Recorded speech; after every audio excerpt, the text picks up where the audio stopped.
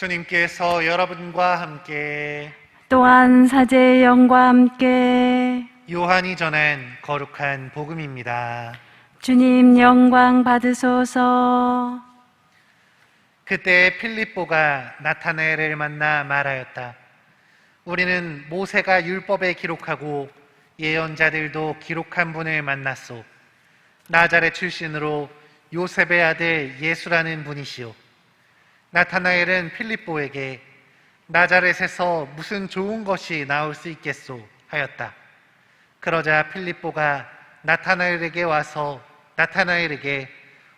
보시오 하고 말하였다. 예수님께서는 나타나엘이 당신 쪽으로 오는 것을 보시고 그에 대하여 말씀하셨다. 보라, 저 사람이야말로 참으로 이스라엘 사람이다. 저 사람은 거짓이 없다. 나타나엘이 예수님께 저를 어떻게 아십니까? 하고 물으니 예수님께서 그에게 필립보가 너를 부르기 전에 내가 무화과나무 아래에 있는 것을 내가 보았다 하고 대답하셨다. 그러자 나타나엘이 예수님께 말하였다. 스승님은 하느님의 아드님이십니다. 이스라엘의 임금님이십니다. 예수님께서 나타나엘에게 이르셨다. 내가 무화과나무 아래에 있는 것을 보았다고 해서 나를 믿느냐? 앞으로 그보다 더 큰 일을 보게 될 것이다. 이어서 그에게 또 말씀하셨다. 내가 진실로 너희에게 말한다. 너희는 하늘이 열리고 하느님의 천사들이 사람의 아들 위에서 오르내리는 것을 보게 될 것이다. 주님의 말씀입니다. 그리스도님 찬미합니다.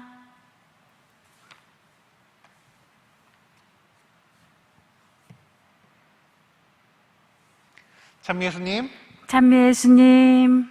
오늘은 성 바르톨로메오 사도 축일입니다. 오늘의 복음에서 그는 나타나엘이라는 이름으로 언급되는데요. 서로 다른 이름 같지만 성경을 잘 살펴보면 바르톨로메오와 나타나엘이 동일 인물이라는 것을 알 수가 있습니다. 바르톨로메오는 톨로메오의 아들이라는 뜻을 가지고 있습니다. 한마디로 이 톨로메오가 성을 의미하는 것이죠. 그렇기에 그의 진짜 이름은 나타나엘이었을 것이다 라고 추측하고 있습니다.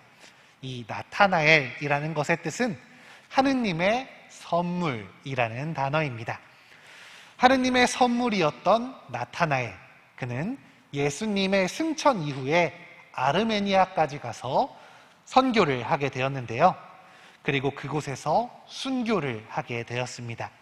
전승에 의하면 성인은 산채로 가죽이 벗겨져서 죽는 아주 참혹한 순교를 하셨다고 전해집니다. 그렇기에 12사도를 표현한 여러 성화나 성상들을 바라보면 바르톨로메오 사도는 자신의 살가죽을 들고 있는 모습으로도 표현됩니다.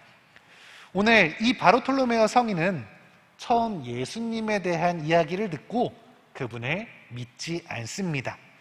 나자렛에서 무슨 좋은 것이 나올 수 있냐며 자신이 알고 있는 지식으로 그분을 평가하고 있죠. 그러나 예수님을 만나고 난 다음 그의 생각은 변화하였습니다. 그분이 자신을 좋게 평가하기도 하고 이미 이전부터 자신을 살펴보셨음을 확인했기 때문입니다. 그래서 성인은 예수님을 스승님이라고, 하느님의 아드님이자 이스라엘의 임금님이라고 고백하면서 그분을 따르게 됩니다. 오늘의 말씀에서 우리는 무화과 나무 아래에 있는 것이 대체 무엇이길래 그의 마음을 변하게 했을까 하는 의문이 듭니다. 무화과 나무 아래서 과연 무슨 일이 있었던 걸까요? 무화과 나무는 당시 몹시 흔한 나무 중 하나였습니다. 그러나 전통적으로 이스라엘을 의미하는 나무이기도 했습니다. 하느님께서 이스라엘 백성과의 만남을 무화과 나무를 발견한 것처럼 기쁘다고 표현했던 호세아 예언서의 말씀 때문이었죠. 바빌론 유배 시대 때는 이스라엘 사람들이 이 무화과 나무 아래 3355 모여서 하느님께 기도하고 율법을 잊지 않기 위해서 노력했다고 전해집니다. 신앙을 온전히 간직하기 위해서였죠. 이러한 행동은 유배가 끝난 이후에도 이어졌습니다. 많은 사람들은 주로 회당이나 율법교사에게, 회당에서 율법교사들에게, 바리사이들에게 가르침을 받았지만 여전히 몇몇 사람들은 무화과 나무 아래서 직접 율법을 공부하고 기도하는 시간을 가졌다고 합니다. 예수님께서는 이렇게 남들보다 더 열심히 그리고 더 꾸준히 노력했던 바르톨로메오의 모습을 바라보셨던 것입니다. 남들에게 배운 것으로 그치는 것이 아니라 하느님을 더 잘 알기 위해 스스로의 시간을 봉헌하면서 기도와 공부를 했다는 것이죠. 이런 노력이 있었기에 바르톨로메오는 예수님과의 만남을 통해 변화하게 되었습니다.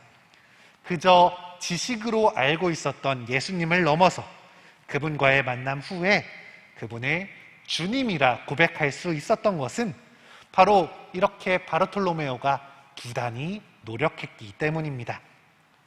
하느님의 은총과 더불어 예수님과의 인격적인 만남과 더불어 인간의 노력이 있었기에 가능한 일이었던 것입니다. 더 열심히 기도하고 더 열심히 공부한 덕에 그는 예수님의 말씀을 알아듣고 그분에게서 희망을 발견한 것입니다. 우리도 지식적으로 예수님을 알고 있습니다. 우리도 예수님의 이야기를 자주 전해 듣습니다. 뿐만 아니라 우리는 성체성사를 통해 그리고 이 미사를 통해 예수님을 직접 만나게 됩니다. 그러나 그 안에 담긴 그분의 뜻을 이해하고 온전히 받아들이기 위해서는 우리의 노력도 분명 필요합니다. 주일 미사에 빠지지 않았다는 최소한의 노력으로 모든 것을 얻기란 결코 쉽지 않을 것입니다. 우리가 자신의 시간을 봉헌하고 나의 노력을 기울여야만 우리는 주님의 큰 뜻을 온전히 받아들일 수 있는 것입니다.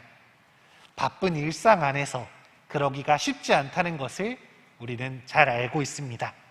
그러나 모든 일에 앞서서 기도하고 그 일이 끝날 때마다 주님께 감사의 기도를 올릴 수 있다면 우리의 모든 시간이 주님을 향하는 시간으로 바뀌게 될 것입니다. 우리의 모든 활동이 무화과 나무 아래에서 공부와 기도를 했었던 바르톨로메오 사도의 길을 따라가는 모습이 될 것입니다. 이렇게 노력한다면, 이런 노력들이 하나씩 하나씩 쌓여간다면, 우리가 이 마음을 놓치지 않는다면 우리도 분명 주님의 뜻을 온전히 체험할 수 있는 그분의 제자가 될 것입니다. 기도로 생활하면서, 기도와 함께 살아가면서 우리의 주님을 만날 수 있는, 그분을 체험하고 변화할 수 있는 오늘 하루가 되시길 함께 기도하겠습니다.